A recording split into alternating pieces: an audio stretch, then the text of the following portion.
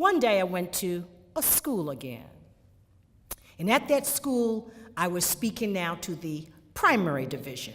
And it was a huge school. I had the juniors later. And I'm telling the story, and I'm having a good time, and the whole gym is on fire. It was like, this girl is on fire. And as I looked towards the back of the room, the door was open, and there stood this little black boy. And he caught my attention because suddenly I had an audience of about 200 or 300 students, and I had an audience of one. And I was telling the story about mixed-race families, story called A Touch of the Zebras. And he stayed for a little while, and then he disappeared. After the presentation, I went to the staff room to take a rest, to have a cup of tea, and to regroup myself and to get that energy back for the juniors who would come in and look at me like, girl, you better be hot. Giving you 5 minutes. If ain't cutting that, we are done. You know how it is, right? You're a draftees to popular theater. You know how it is.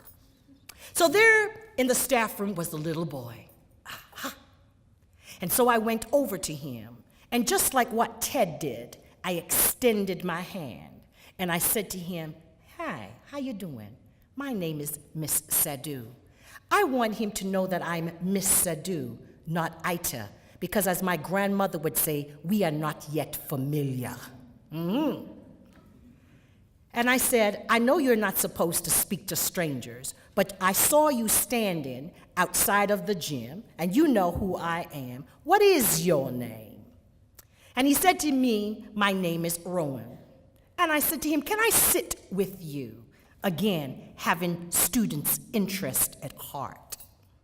And so we sat, and he was drawing and doodling away on a paper. And I said to him, what are you drawing now? And he said to me, stick men who are fighting. And I said to him, Rowan, honey, I got to break this down to you. Last week, I was at a school, and the kids clearly told me there that people who drew stick fighting people, that is so 5 minutes ago. That went out of style. Nobody's doing that no more. That is passé. You got to get a little current. He looked at me as though I had lost my mind. And then he smiled. So we had a little icebreaker. So I said to him, so Rowan, tell me, honey, why are you in the staff room? And he said to me, because I made a mess in the bathroom. And I said, what kind of mess did you make? He said, I painted red on the wall. And I said, why would you paint red on the wall? It is my favorite color, but why would you paint red on the wall? And he said to me, the bathroom has too much blue. Blue, blue, blue, everything is blue. It needs some art. It needs color. And I said to him, wow, that's such a great idea. But did you think about putting a picture up on the wall? And he looked at me for a little time, and then he said, who's going to pay for it? And I thought, ooh, we can really engage now. Sometimes we go around the world and we're speaking to people and we're not really hearing. But this is what he said, who's going to pay for it? And I said to him, I don't really know. Let's think about that for a little bit.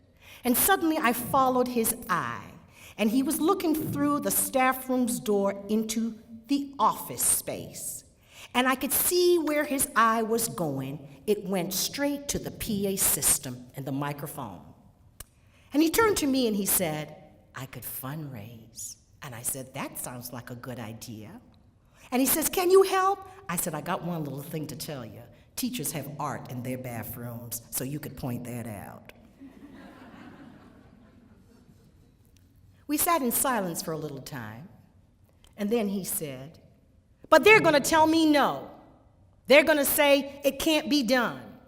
And I said to him, Rowan, if you explain it in the nice way that you have explained it to me, and you negotiate with them, they will listen.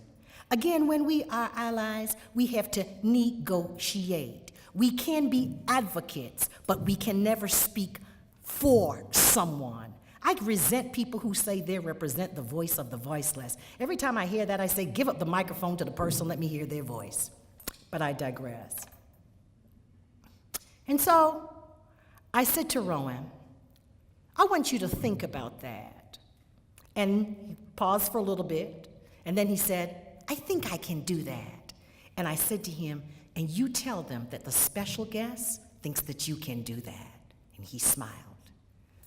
In that moment, in came a teacher. And this teacher was a mature and an older black teacher.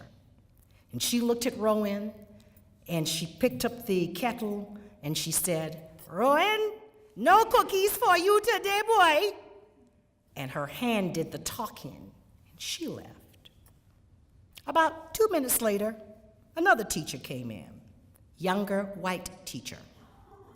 And she looked at Rowan, and she said, Rowan, did you get any cookies today? Rowan looks at me.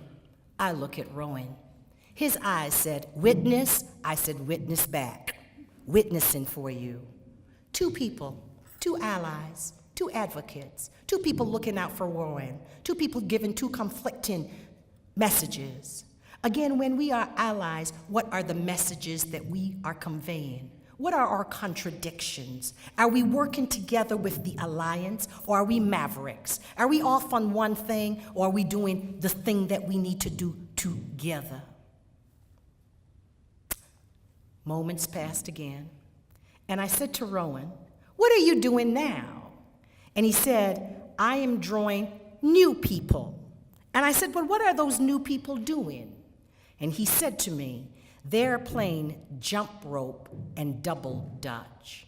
And in that moment, my eyes got big, because that was exactly what I said to the students in the telling of my story. The kids in the playground were playing jump rope and double dutch. So here was this kid who spent an enormous time outside of his classroom, but at the same time, here was a kid that I saw his potential. I listened to him. We had the opportunity to negotiate and navigate in our conversation. And I was very pleased to know that Rowan listened to the telling of the story, and he could repeat back to me almost verbatim what he heard in the story. Again, leadership, excellence, brilliance, potential can come from many spaces. Another day, I'm at a school, and I asked the students, how many people here have traveled, even if you traveled on the bus to Center Island, never taking it for granted that everybody has been on a plane or on a boat or something cool like that? And of course, the whole school, even those who didn't travel, you know how it is, they all put up their hands. But there's always one person. And way again in the back, this one little boy. And he didn't put his hands up. And as I'm about to tell the story, his hand went up. You know those moments. And because it is important for his voice to be included, I stopped and I said, yes, what would you like to share? Never assuming that he was going to speak about traveling or otherwise. And he stood up, and I could see the teachers look all kind of puzzled. And he said to me, I've never traveled anywhere. My brain did say at that point, so why are you talking to me about this for? Did say that. But my parents have gone to Florida to speak about divorce. Did that little boy see me in that moment as an ally? What was safe about the interaction between me and the students? What gave him permission to be vocal? Was it an afterthought thing? But in that moment, I became an ally. I had power, a whole lot of power standing in front of that whole gym. And maybe he saw and felt that power. And so for those of you who are sitting here who have access to power, who can open doors and enable things and elevate things, I want you to access and elevate those things.